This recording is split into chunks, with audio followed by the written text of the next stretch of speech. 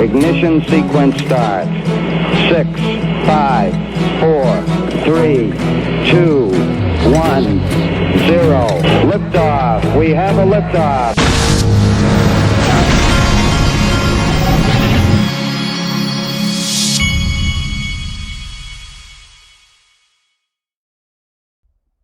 Hey everybody, this is the Digital Asset Investor, and I want to start this video out with this excellent thread by John Deaton. And for those of you that don't know, John Deaton is the attorney who is suing the SEC on behalf of XRP holders, and he's doing this from his personal account here. Okay, or I guess it's his personal, but also as an attorney. This thread tells the story right here. Vitalik Buterin and all of crypto should be very concerned about the outcome of the SEC Ripple case. In 2017, the Supreme Court unanimously held that SEC disgorgement actions are subject to a 5-year statute of limitations on civil fines, penalties, or forfeitures. How, at the end of this, I'm going to give you my opinion on what Gary Gensler is up to here and what you're going to see. This is how I believe this goes down. But listen to this. He said that decision was expected to dramatically reduce the SEC's ability to collect disgorgement in enforcement actions. But in 2021, Congress signed into law the $740 billion National Defense Authorization Act. The NDAA's focus had nothing to do with the SEC. What they did is, like they always do, same thing with this recent infrastructure bill, what they did is they buried inside of it this. But the NDAA included a provision giving the SEC, for the first time ever, statutory authority to seek disgorgement in federal court for securities enforcement matters. Most significant, the NDAA provides for a 10-year. Remember, 2014 is when Ethereum held their ICO, their pre-sale, whatever you want to call it. For a 10-year statute of limitations. So they would be able to reach back all the way to the Ethereum ICO. In short, now folks, this is how I think Gary Gensler is going to try to save face. But first, he's going to make sure his friends over at Goldman Sachs and the boys make their money on Ethereum 2.0. That's just my theory. I can't prove it, okay? Just a theory. In short, this defense bill extended and doubled the 5-year statute of limitations for the SEC to seek disgorgement for scienter, I think that's how you say it, based violations, such as the ones alleged against Ripple, Brad Garlinghouse, and Chris Larson. And don't think time outside the U.S. will help. Remember, Ethereum did they legally structured this in Switzerland for the purpose of getting around all this. The NDAA revised the act that told the disgorgement and equitable relief statute of limitations for any amount of time that an offender spends outside the United States. Gary Gensler has asked for more authority to pursue crypto digital assets. The SEC is seeking disgorgement from Ripple and its executives from 2013. Ripple and the SEC entered into several statute of limitations tolling agreements in order to do so. Extending the statute of limitations to 10 years gives the SEC massive leverage over companies. Staying or living outside of the U.S. only extends it further. The SEC has argued before the federal court that the SEC has never officially declared Ethereum a non-security. The SEC and Hinman signed an affidavit stating the SEC has yet to take a position on Ether. I own ETH as well as Grayscale's ETH Trust. The digital asset investor owns some of this Grayscale ETH Trust too. I've told you this before.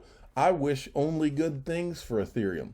But here's why I'm in the Ethereum Trust, is because I believe the plan, I believe Goldman Sachs was involved in Ethereum from the beginning, and that's just my opinion. I believe that the plan all along has been for the final buck to be made on the introduction of Ethereum 2.0, and then they're not going to care. They know all the smart contract competition comes then, so they'll own some Ethereum, they'll own some Cardano, they'll own some Flare, you name it, they'll have their hands in those pies.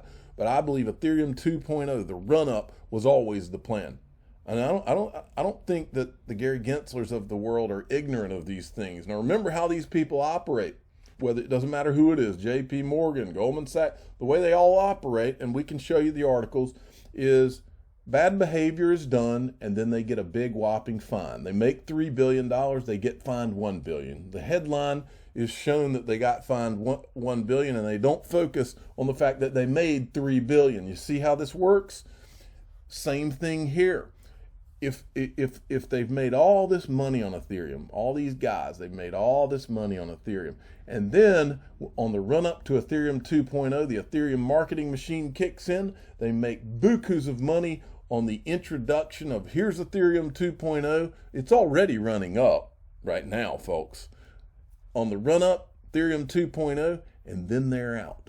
That's how I think that then these guys have made over the course of the last 3 years, with the help of the SEC, giving nothing but all these vague statements that are unofficial, but creating an impression that Bitcoin and Ethereum only have clarity. Think about how much money has been made because of that quasi-clarity that they've given. Think about how many billions of dollars that these people have made. I believe Ethereum 2.0 is the final run-up of that. Then they know that Ethereum 2.0 is going to have to compete with all sorts of smart contract platforms, and then they don't care who the winner is. They'll bet on all of them, okay? So over time, we'll find out who the smart contract winners are. But I believe that in conjunction with that, think about how much heat the SEC has taken from people, social media out here, because it hasn't made any sense. I believe that once the Ethereum 2.0 thing is done, I believe to save face, the SEC is going to file a lawsuit against Ethereum to reach back. That way they can say, oh yeah, we went after them, but it'll be after all the money's been made, and now it's retail's problem. How about them apples? What do you think about that timeline? And then he goes on, but it certainly was an ICO in 2014, likely an unregistered security until 2017. 10-year statute of limitation puts 2014 in play. I don't want the SEC to go after Ethereum, and neither do I, folks. I want Ethereum, I want Flare, I want Cardano, I want XRP, I want them all to succeed. I want them to all have a level regulatory playing field, which the powers that be have not allowed to happen for the last 3 years, okay? That's the fact, Jack.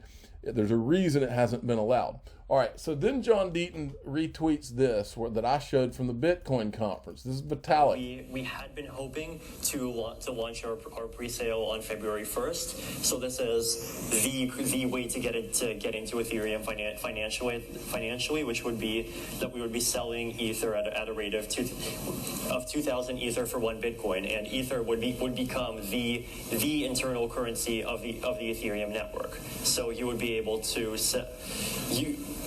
So Ether would be like the BTC in Bitcoin, or like the XRP in Ripple. It's sort of the glue that holds the system together. If he wants to run a contract, you would have to pay transaction fees denominated in Ether. Okay, I won't show you any more of that. Then he goes on, in SEC versus Ripple, the government isn't limiting the allegations to early distributions made by Ripple or its executives. The SEC is alleging all XRP, including XRP traded today in the secondary market, are unregistered securities. The SEC claims XRP itself is a security per se, and he's got the thing there. But I just laid out for you what I think all this is about. Now, look, I know that there's people out there that hate it when we talk about BitBoy. They think it's unfair that he comes and starts talking about XRP in the fourth inning, or the fourth quarter, that is. Football season's coming. But look, I'm not offended at all by this. If a guy with 1 million plus subscribers wants to lead people to the promised land now, then go for it. Lead them to the promised land, because I'm sitting here waiting. Bring them on. I'm all for it. I'm all in support of it. He can call himself I know he jokes, he's tweaking. Look, folks, you got to be smart about this. He's trying to not only does he know that he's using the right word, he's trying to get views. I get that. But he's also trying to tweak the XRP people that have been in XRP a long time. He's calling himself the general and all that. That's just, look, that's fodder. He's playing the game. That's fine with me. Keep playing the game. I don't care. I'll call you the general. I don't care. Doesn't make any difference to me. I'm here for the end game, and we know what the end game is, and I'm glad that he knows now. But I got two clips you got to hear. And look, until this guy falls flat on his face, and he keeps saying he's got insiders telling him this and that. When he falls flat on his face, I'll be the first to call him out for it. Until then, I find it interesting, just like you do. And let me do a refresh here so we can. Come on now. A month from now, Wait. we are going to see, I think we're going to see, in about a month from now, we are going to see one of the most insane 1 to 2 weeks in crypto we've ever seen. We're having huge story after huge story. Could you imagine if the smart contracts and the SEC lawsuit got, they wouldn't do it the same day. They wouldn't do it the same day. But if they both got resolved in the same week, Yeah. that would be intense. Now, they wouldn't be on the same day, because the manipulators that put out the news and know all the thing ahead of time would know that, okay, well, we're going to hold this SEC case being over a few days. They'll probably hold it a few days, so it wouldn't be the same day, because they want the money flowing back and forth between the two of them. They don't want one to be, they don't want XRP and Cardano to pump huge on the same day, because it won't get the maximum pump. You won't have enough people FOMOing it. So, All right, that was a good clip, but I want you to hear this clip. Listen to what he says in this clip. now I want to tell you what I've been told, okay? I want to tell you guys this, and I think I may have mentioned this. So here's what's going on with XRP. We're being told that this motion to seal is from the XRP side, from the Ripple Lab side. False. That's not true. SEC is actually, the SEC wants this sealed. And of course, so what we're being told is that XRP wants this sealed. That is not true. The SEC is handing this down to be sealed. They're making it look like it's from the Ripple side. Now, it makes perfect sense. They didn't even want William Hinman to do a deposition. They didn't even want his previous comments known public. So of course they don't want what he's saying now to be made public. So Ripple's letter motion to seal exhibits filled the crypto community with settlement speculations between the SEC and Ripple. And once again, do you guys want another prediction that's going to come true? I said it the other day. We are going to see this settle by mid-September. Mid-September, about a month away, we are going to see this get settled. Could be much quicker than that. It could be much quicker than that, but by the middle of September, Ripple has offered to seal parts of William Hinman's deposition. This is the only channel you're getting this information on, by the way. This is the only channel that's got this information. But they're offering to seal. Why would they be offering? Because they've been prompted from the other side. The SEC can't possibly say they want it sealed. Why would they want it sealed? Because they know for sure they're going to lose a lawsuit, and because they know the reverberating effects that this is going to have on other crypto projects the SEC is going to go after. So if it all becomes public, then a lot of these projects will probably be protected in the future. So, think about this. Settlement speculation. Why is there settlement speculation here? SEC has prompted Ripple to make this, to say they want this sealed, probably as part of a behind-the-scenes attachment to the settlement deal. Now, Well, there you have it. Okay, wanted to show you this too. This is from Mr. Intuitive, who is the official cool guy of the Digital Asset Investor channel. This is Jim Rickards talking about gold. You're in charge of going back to the new gold standard. Let's be a convening power and get the G7 and the G20 finance ministers together, have a new Bretton Woods type conference. Maybe I'm here in New Hampshire. Maybe we could do it up at Bretton Woods, which is just a little bit up the road than that Washington hotel. But the point is, there are a lot of technical issues, but the biggest single issue they would face is getting the price right. And I've calculated it several different ways, and the low end is $15,000 an ounce.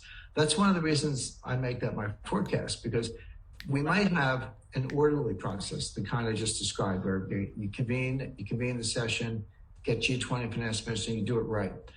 I don't think that's going to happen. I think what's going to happen is the system's going to fall apart.